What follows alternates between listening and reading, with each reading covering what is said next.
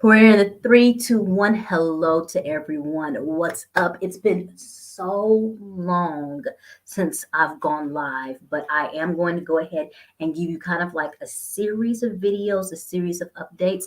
So things are kind of different, and I'm going to talk through the business process, especially with land. But I'm going to actually have a special guest with me today because of all the things that they went through and all the things that they learned. We're going to actually take our knowledge and put it together so you guys can best understand, especially if you're looking to do business in Rwanda, if you're looking to relocate in Rwanda, and you just want to know what this life and lifestyle is about. Um, my name is Jay Essence. I'm sounding real formal. For my regular people, they're like, what is going on with you, girl? It is coming together. I think it's just more so, it's been so long. I've been doing really hard work with the Inzozi Center. Shout outs to everyone who's making that happen. There's major expansions and there's much more updates coming in with that. And then for those who kind of know, I do carry other positions and jobs and different things and getting that rhythm and role in life together. So I am just really excited about I am. Let me stop that. I'm really excited about the possibilities of my future and moving and pushing different things into places. And I kind of said this before. There's so much redefining, growing, and building upon who I am in this situation. And it's been up and down. It has not always been the most blessed stories, but it's been a story. And I'm grateful for the journey, and it takes up that time. So I am going to talk a little bit today. This is so boring, yeah, for me. But we're talking today about buying land, the investor certificate, and just kind of like the process that you go through if you are interested in being a business in Rwanda. So number one, RDB, which is Rwanda Development Board, is your number one best friend go-to entity for anything. If you are interested in business, they are your starting point, and then they actually have created in this space. Yes, a what's kind of called like a one-stop shop and everything. I appreciate it. Thank you. Y'all don't understand. Just forgive me, but don't. Emmanuel, can you? I don't even know where I'm putting my food.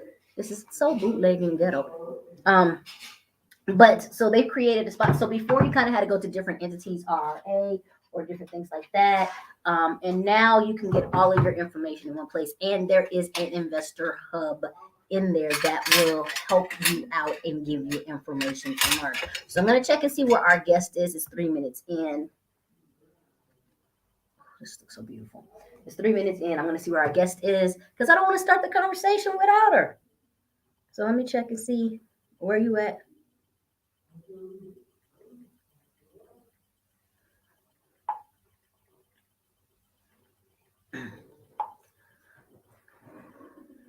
How y'all been?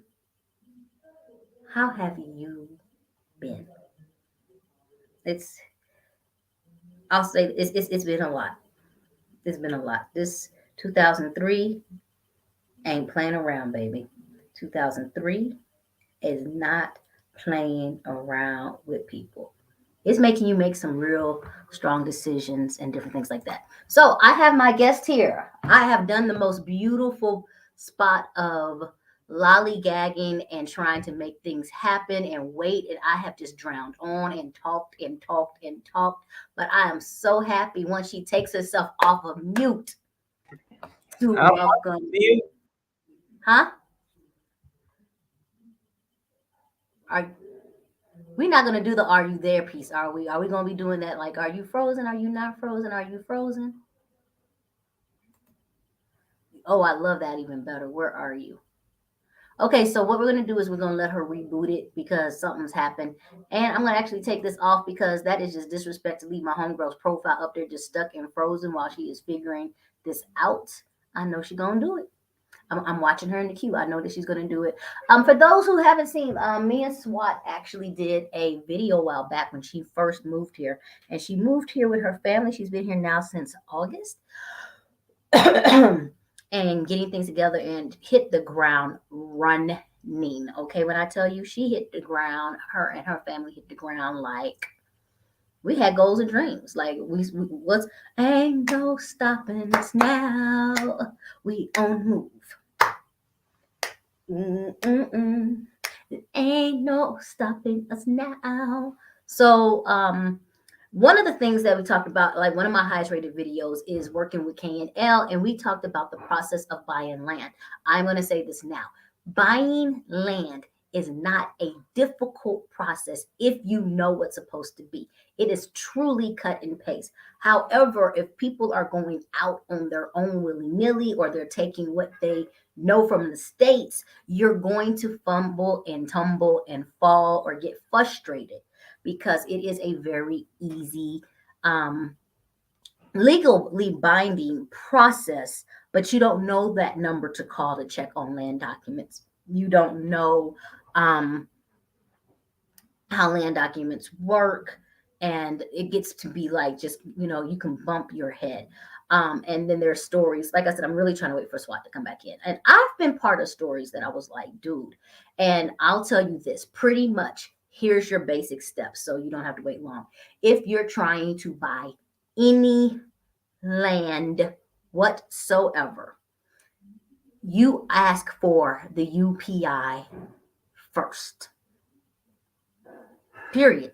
You're asking for the UPI. You want the UPI. It doesn't matter if it's big, it doesn't matter if it's small, it doesn't matter where it's located, it doesn't matter who had it before. You always want the UPI. The UPI is this number, has some dashes, kind of looks like a date with more numbers in it and stuff. And you can take that UPI, and there is a telephone number you can send a text message to, or you can go almost to any notary, especially land notaries, and they can run the UPI. And there's a website where you can look at the UPI. That UPI right there, with that small thing, with that text message, whatever, once you put that code in, it's going to tell you, one, who is the rightful owner of that land. So, first thing, if you ain't talking to that person, it makes no sense to have any kind of conversation at all. It also tells you the square meters of the land.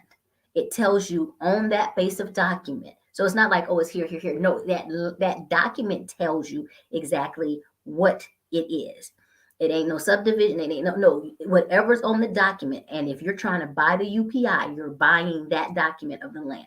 And then it will also tell you the type of land. And like I said, there's three major types, which is your business, your residential, and your agriculture. And it is important on what the land is labeled. Now, one of the things that's happened, since I've been here, when I first started dealing with land, it was a lot like, oh, you can get the land changed, you can get the land changed. In the later months, the answer is really not really. There's already a master plan, and the plan has a master, and there's a reason why. So sometimes it doesn't make sense. Like, there's a piece of land we know of that's beautiful, but it's agriculture, is all surrounded by houses. So we were like, oh, we can make this residential. No, it's not in the master plan. And I don't know the workings and stuff. You can come down here and figure it out. But the key thing is, especially if you're just trying to buy and you're not in all of those waves, whatever it's labeled is what it's supposed to be used for. Trying to become creative and use it for something different is not the way to go. What you're trying to do. So if you're buying land and you want to farm, it should be called agriculture. If you're going to buy land and you want to build a home on it and live, that is residential. If you're buying land and that land is used for a business sense, that is business land. There is land that is set up for ecotourism. There is land that's set up for transportation needed from the government. There is land that's all that stuff is set up for. Some UPIs are still under one UPI, but may be designated for two different things underneath that UPI. So you need to know the UPI. Number 4, under the UPI, it will tell you if there is a loan out on the land.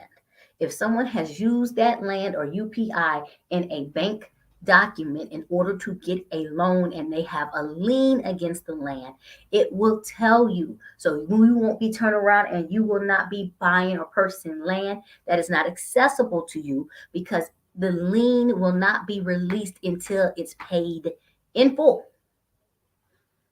In full.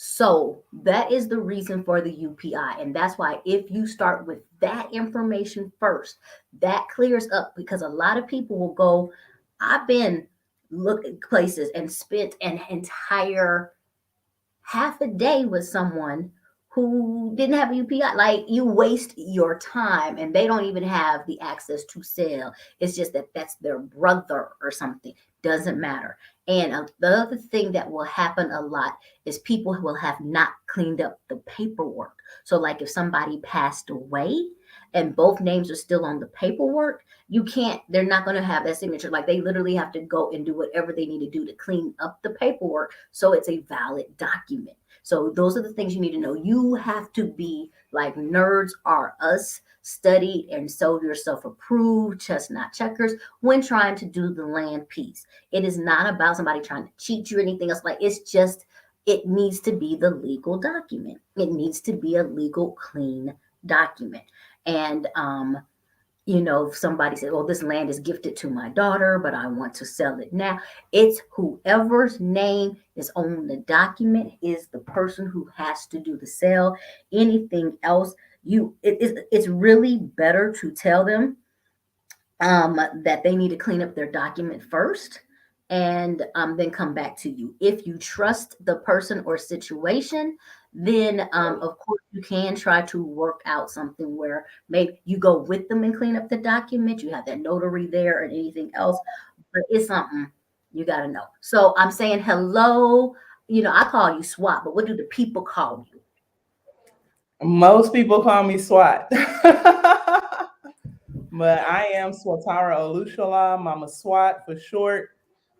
We're here in Rwanda as well, outside of Kigali and Namata. We got here September of 2022 and have accomplished a lot in a short span of time. We are investors in East Africa. We are entrepreneurs.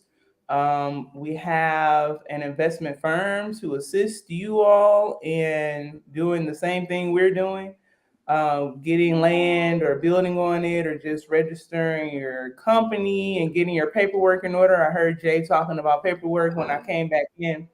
But you're not just having a good idea, but actually having everything in order on paper, having your receipts, your business plans, your articles of association, anything that could possibly be asked of you in regard to your company or your business, having all of those things in order.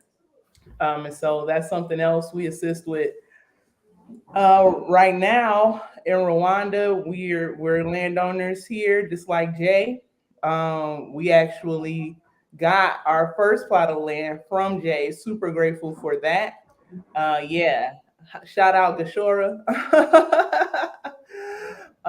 And so in that process, it was still the old law, and so it was extremely simple. Trip to the notary, and the notary, he notarized all the documents we had to use, and it was simple that day. The title It was was, like three stamps and you out. Like, bam, bam, yeah, bam, bam, yeah, out. that day, same day. Our information was inputted into the Irimbo system, and in 6 more days, we had a title in our name. And so we went back to do that same simple process, and the notary informed us that the law changed within that short time frame. I'm talking weeks, like not even. It was like 3 weeks. It was like Yeah, about like 3 weeks. 3 weeks.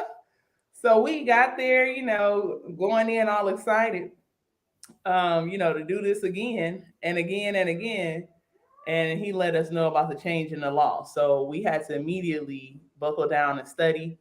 and see exactly what changed, because he told us in conversation the language barrier is real. It's a very realistic thing. So he could explain it to us to an extent because it's brand new. So really, he didn't quite understand it either 100%. He didn't even understand how to explain it 100%. And the more we go through processes, he's not the only one that doesn't understand it 100%. But the good thing is we're in Rwanda and everyone is just extremely helpful. And so now, if you're purchasing land, So let's you can, slow down because I just want people to kind of take that breath because you gave us a okay, whole lot. So the key I thing did. is it possible for a foreigner to purchase land? Yes. Okay. Now there is a law change and it's more so about cleaning up, I think, your documentations. Now, can you tell us about what, because I don't want to go into change as much versus what is this process now. So of April 6, 2023, what does this process look like if you're trying to purchase land and the land you're trying to purchase was title for what? Okay. So if you're trying to purchase land, the first thing you need to do is see if the person you're buying it from has the rights to sell it. So that's Has the number right, one, has the to right sell what? it, Has to the right sell to it. sell it, which is, Yeah. you missed that part when we talk about the UPI. Yes. Yes. That Check your their name UPI is the name on the UPI. Okay. and make sure you're even supposed to be having a conversation with them, because if they don't have the right to sell it, why are we talking? Okay, so you're breaking up again and we're starting. The There we go. second thing is knowing what the Okay. land zoned for. What is the land zone for? Is it agricultural? Is it commercial? Is it residential?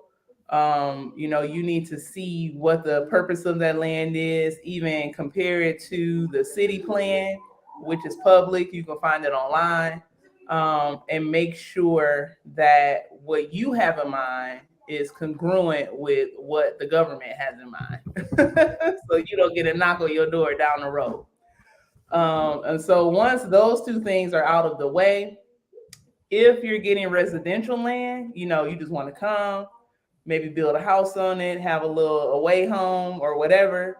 You can still do that outright, and the process is not changed or mucky. And so if you're getting 300 by 300 or 500 by 500, am I frozen or am I You good? frozen. We hear your voice. Hello? No, you just frozen now. You just looking like I just woo, want to woo, make woo, sure woo. you guys can hear All me. right, there you go. Okay, all right. So yeah, there are parameters for the size that the residential plot can be. But within those parameters, you can get a residential plot outright, build on it, or buy a plot that already has a house on it. And I do And want to that, say in this one piece, and you can get me wrong, the restriction I still believe is because of the foreign piece. So if you talk to a real estate person or whatever, they're not going to bring that up immediately. You need to make sure you're either working with somebody you know or at least have this in pocket. And one of the things is if somebody says they can, you check it out immediately at the land office and show them I am resident, like I'm registered here. Can this sale go through? Yes or no? And the district office will sit there and tell you they have an entire office people who will sit there and tell you, yeah, this will be approved, no problem, or this is going to be a red flag. yes, yes, absolutely. And so all of those things we just previously listed are important. Now, moving over to the business side, the benefits of getting land under your business name or as a company is there isn't a limit to the amount of land you can get. And so, because there isn't a limit now, as it stands today, April 6, 2023, you have to have a business plan. You have to have an investment certificate. So you can't get the investment certificate without the business plan. And so once you have the investment certificate and the land you're buying and the project you have on the business plan is all in alignment, and that's approved by the Rwanda Development Board. And it sounds intimidating, but don't be intimidated. Okay. Like I said, they're really helpful there. And if you need assistance with developing your business plan, then that's something we can also assist with. But getting that done, getting your investment certificate, once you have that, it lasts for 5 years. And then you're able to purchase multiple plots of land in congruence with your business plan. Now, there is a murky part of this process that I don't necessarily like, but I'm not going to knock the decisions that the Rwandan government has made for their own country. I'm just going to comply with whatever the requirements are. So once you are approved for the investment certificate with that business plan, then if you have a plot of land in mind that's suitable for what you have planned for your business, you complete that sale contractually. So you complete that sale agreement. And the sale agreement is done. You draw up a contract. And within that contract, it has the UPI, has everybody's ID, all necessary information. After that sale is completed contractually, and it's also notarized and registered with the state, you get the original title and documents from the current landowner. So that is now in your possession.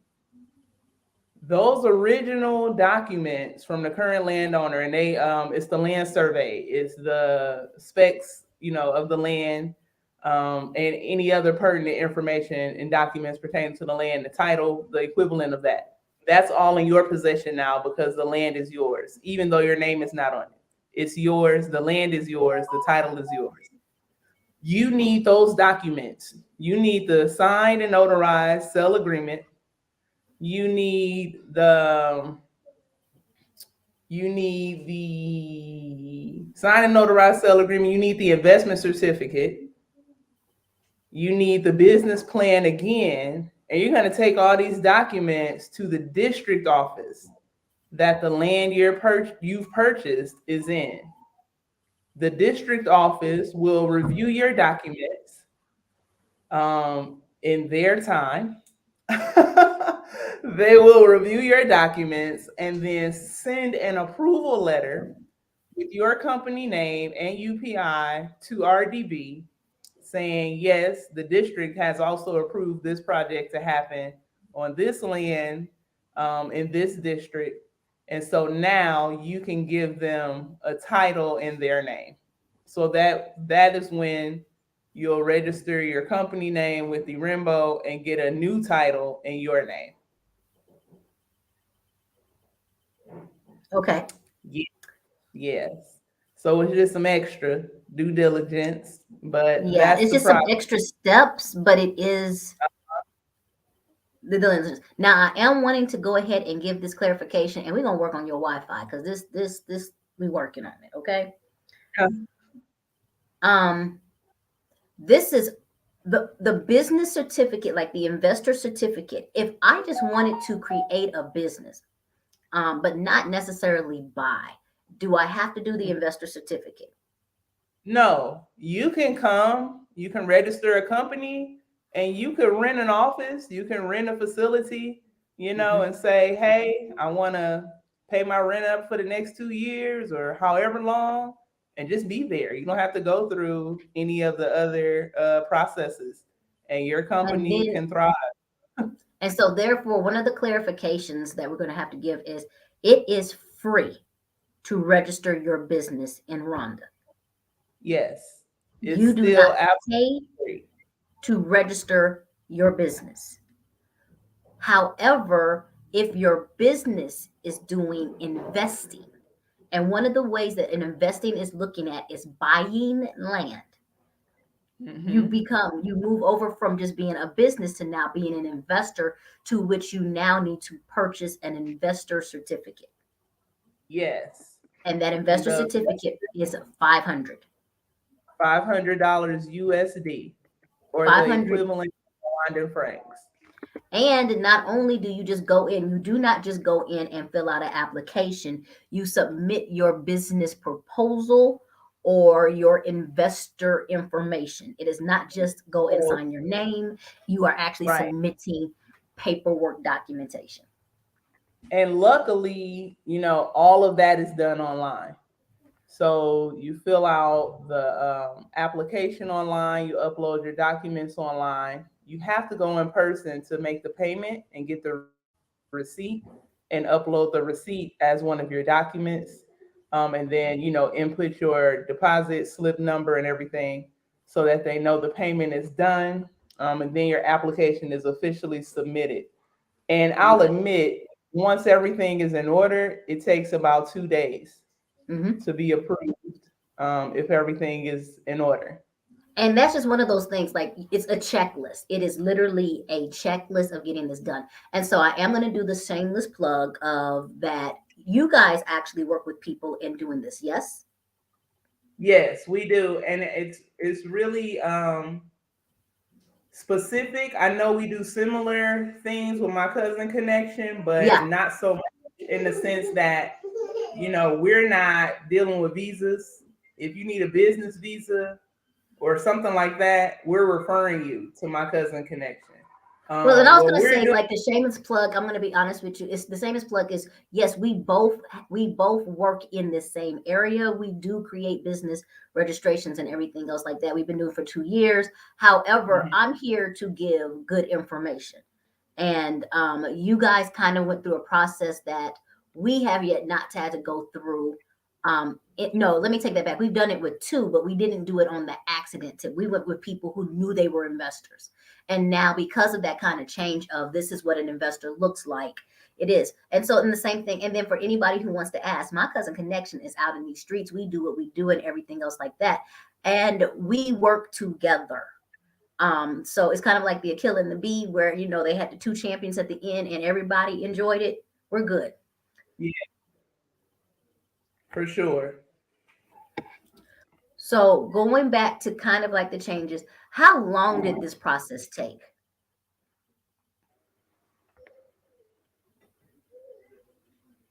Are you thinking or did you freeze?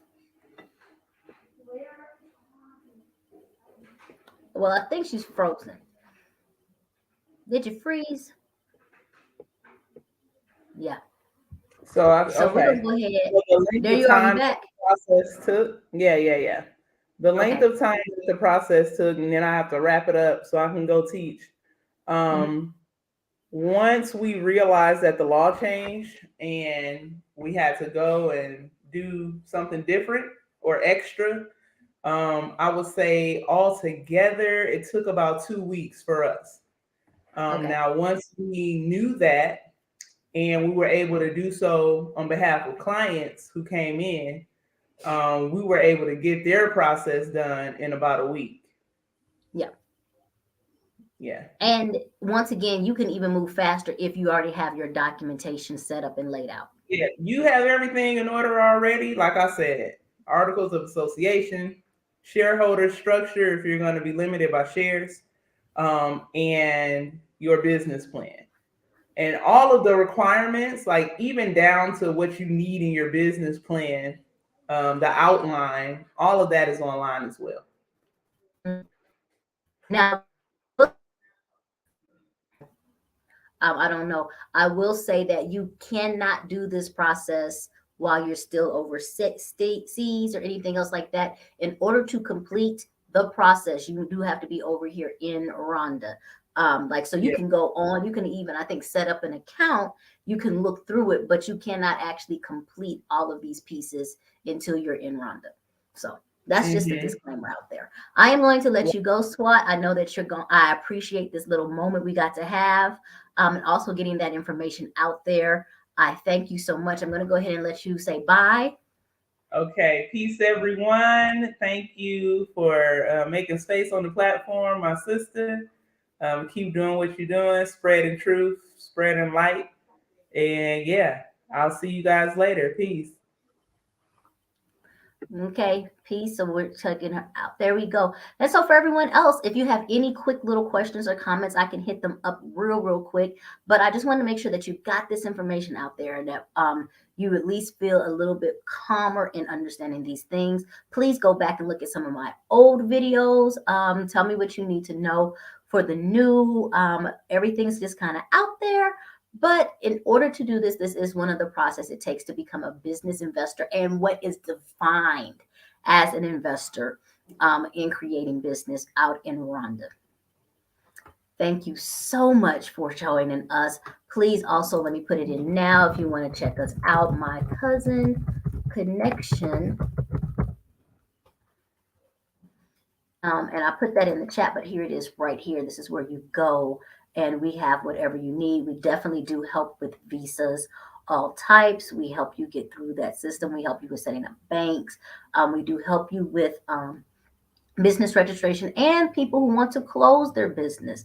And we're also starting to help out with people who need more information with taxes. We are going through our own personal trainings, me and my team, so we can be able to help assist you in the knowledge of taxing and being able to write off, use your EBM receipts, use your proper software and those things, and be able to also look for where you qualify in any type of deductions or exemptions. So that's just a little bit of what we do with my cousin connection. It's a little bit of what I do with you. And thank you so much. I will talk to you guys next time.